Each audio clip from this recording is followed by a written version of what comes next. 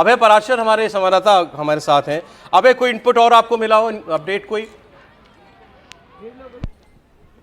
देखिए, एसडीआरएफ की टीम जो है वो अब से थोड़ी देर में वहां पर पहुंच जाएगी और अभी तक ये जानकारी मिली है कि कई लोगों के लापता होने की इसके अंदर खबर है, क्योंकि जैसे ही तकरीबन 1 बजे के आसपास सौरभ ये बादल फटा है और बादल फटने के साथ ही हर्षिल जो इलाका है वहां पर बड़ा सैलाब ये आया है। और जिस जगह पर ये आया है वो पूरा मार्केट एरिया है, वहां पर बहुत सारे न केवल घर हैं बल्कि बहुत होटल्स हैं। और जो नुकसान इसके अंदर हुआ है वहां पर इतना ज्यादा मलबा आ गया है कि रेस्क्यू ऑपरेशन अगले 3 से 4 दिन चलेगा और उसी के बाद किसी तरह की स्थिति साफ हो पाएगी।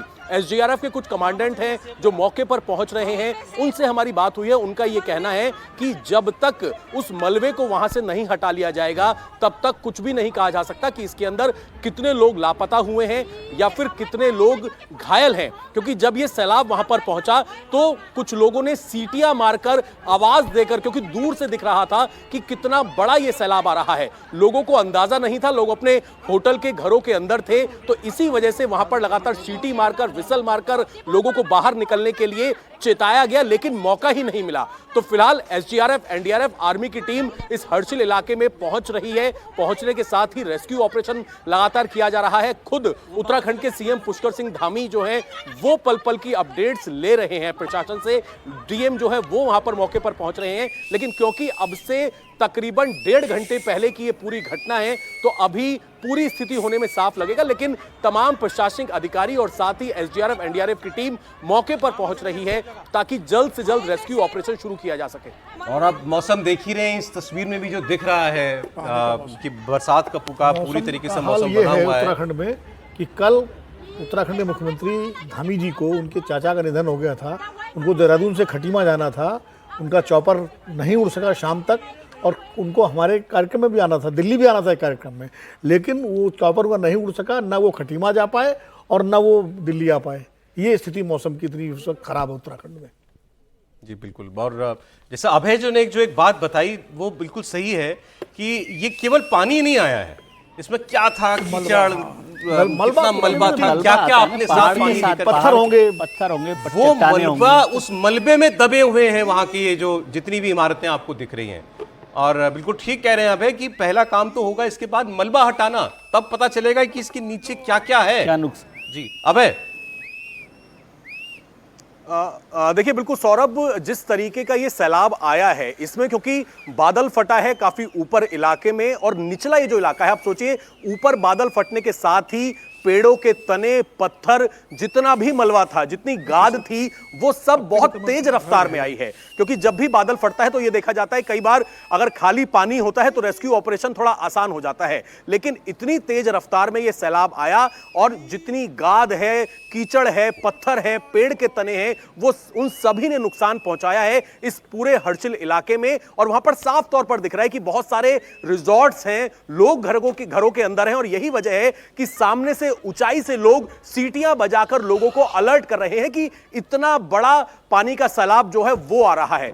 कितने बादल फटे हैं इस बात का भी अभी पता लगा रहा है प्रशासन, क्योंकि यह बताया जा रहा है कि मलबे के अंदर बहुत सारे लोगों के दबे होने की आशंका हो सकती है। तो फिलहाल अभी हमारी एसडीआरएफ के कुछ अधिकारियों से बात हुई है, उनका यह कहना है कि कई जगह से उनकी टीम जो है वो उस मौके पर पहुंच रही है। मौके पर पहुंचकर ही एग्जैक्ट ये पता लग पाएगा, क्योंकि पहले वहां से मलबा हटाना पड़ेगा, घरों के अंदर, होटलों के अंदर काफी ज्यादा मलबा है, तो काफी लोग इसके अंदर अभी तक लापता होने की खबरें आ रही हैं। लेकिन कितने घायल हैं, क्या स्थिति है, वो एसडीआरएफ जब ऑपरेशन को थोड़ा आगे बढ़ाएगा, एनडीआरएफ की टीम मौके पर पहुंच रही है, उसके बाद स्थिति साफ हो पाएगी। ये अभय, ये तो तस्वीरों में साफ दिख रहा है कि कई इमारतें, 3-3, 4-4 मंजिल की बिल्डिंग, और एक नहीं कई, वो बिल्कुल बह गई हैं, इसमें टूट कर गिर गई जैसे ऐसा दिखता है दूर से। अब ये सभी इमारतें खाली तो रही नहीं होंगी, होटल होंगे, लोग रह रहे होंगे। देखिए बिल्कुल अभी जी अभय। देखिए लोकल प्रशासनिक अधिकारियों से और उत्तरकाशी में कुछ जो वहां के होटल के जो प्रेसिडेंट हैं, उस जगह के जो लोग हैं, उनसे हमारी बात हुई, क्योंकि अब से कुछ दिनों पहले मैं उत्तरकाशी गया था, तो उन लोगों का भी ये कहना था कि इस तरीके का जो ये सैलाब आया है पहले कभी नहीं देखा गया। इसका अंदाजा यही लगाया जा रहा है कि जो बादल फटे हैं वो कितने बादल फटे हैं, क्योंकि जिस तरीके की तस्वीरें हैं, लोग ये वहां पर बता रहे हैं, जो वहां के लोकल होटल इंडस्ट्री से जुड़े हुए लोग हैं, कि बहुत सारे होटल और जो मार्केट का इलाका है वो इसके अंदर तबाह हुआ है।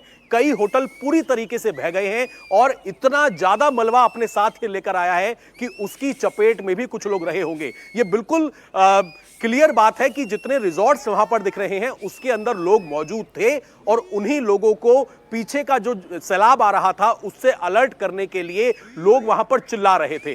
तो अब से कुछ देर बाद वहां पर एसडीआरएफ, एनडीआरएफ की टीम पहुंच जाएगी। ये रेस्क्यू ऑपरेशन जो है इसे पूरा होने में 2 से 3 दिन का वक्त लगेगा, क्योंकि सौरभ बारिश वहां पर लगातार हो रही है। एक बार अबे जरा इस वक्त जो तस्वीर और आई है वो मैं दिखा दूं। ये देखिए, ये इस हादसे के बाद की पिक्चर है जो अभी आप इससे पहले देख रहे हैं। ये देखिए कितना सैलाब है इसमें दिखाई देता है। कुछ लोगों ने ऊंचाई से ये वीडियो बनाया अपने मोबाइल फोन से। ये देखिए, इसे कह रहे हैं ये सैलाब बादल फटने के बाद जो बहा है उसमें।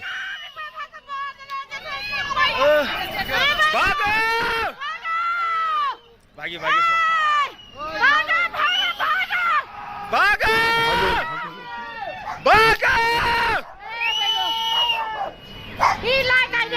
थोड़ा का सब नहीं गया।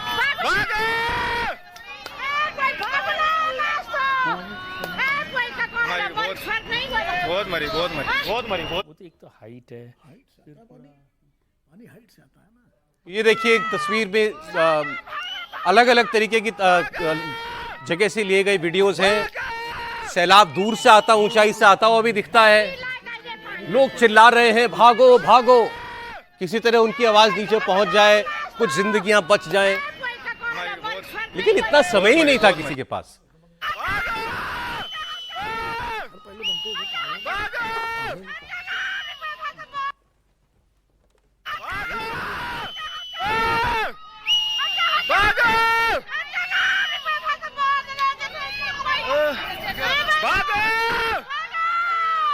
भागी भागी भागा भागा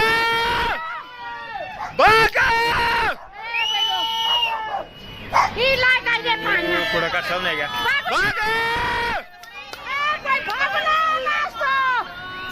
ये तो नदी नहीं लग रही है, जैसे बरसाती नाला होता है वैसा लग रहा है। नाला है, ये पानी पहाड़ से आता दिख रहा है। पहाड़ से जो ढाल से ऊपर से पानी आता है तो उससे उसी फोर्स में चला है। अब है नई तस्वीरें जो आई हैं उनमें तो दिखता है कि जब एक बार ये सैलाब गुजर गया इस इलाके पर, ये प्रलय मचा करके, उसके बाद तो गायब ही हो गए कई जगहों से। तो जहां इमारतें दिख रही थी पुरानी तस्वीरों में, गायब हो गई, मैदान सा बन गया दिखाई दे रहा है। बिल्कुल सौरभ, और यही वजह है कि जिस तरीके से वहां पर चीख पुकार मच रही है, इतनी तेज रफ्तार में ये सैलाब आया, जिस तरीके से बादल फटा और बादल फटने के बाद अपने साथ बहुत सारा मलबा लेकर, और जो रफ्तार है किसी को अंदाजा भी नहीं था, क्योंकि 1 बजे से पहले वहां पर बिल्कुल सब नॉर्मल था। होटल रिजॉर्ट का ये पूरा इलाका है, हर्षिल इलाका, टूरिस्ट प्लेस है, वहां पर लोग मौजूद होंगे और किसी को अंदाजा नहीं था। यही वजह है कि मौका ही नहीं मिला। चंद सेकंड के अंदर भारी मलबा लेकर यह सैलाब आया और जैसे ही सैलाब ये गुजरने के बाद वहां पर जो होटल थे, रिजॉर्ट थे, जो भी इसके चपेट में आए वो पूरी तरीके से नष्ट हो गए हैं। लोगों में चीख पुकार है, क्योंकि आप अंदाजा लगाइए, जब अगर वहां पर इमारत ही गायब हो गई है, रिजॉर्ट गायब हो गए हैं, तो जो लोग फंसे होंगे उनकी फिलहाल किस तरीके की स्थिति होगी। और यही वजह है कि कितने लोग लापता हैं, कितने घायल हैं, प्रशासन को अभी इस बारे में कोई जानकारी नहीं है। अभी सबसे पहली कोशिश ये है कि रेस्क्यू ऑपरेशन तेज रफ्तार में इसको आगे बढ़ाया जाए, ताकि पता लग सके कि कितने लोग इससे प्रभावित हुए हैं। एक सेकंड, अब ये जो 2 तस्वीरें आप देख रहे हैं, बाईं ओर तस्वीर में आप देखिए, अभी जिससे पहले पिक्चर चल रही थी दोबारा आएगी। आप राइट साइड का जो हिस्सा दिखाई देता है इसमें, ये देखिए, मैं आपकी बाईं तरफ वाली तस्वीर की बात कर रहा हूं। उसमें जो दाईं तरफ आपको दिखाई दे रहा है मलबा पड़ा हुआ, यहाँ सारे मकान, दुकान, घर बने हुए हैं। आप जो दूसरी स्क्रीन पर भी आप देखेंगे, ये देखिए, ये सारा मलबा है जो आपको दिख रहा है। मैदान जैसा दिख रहा है, ये मैदान बना दिया मलबे ने।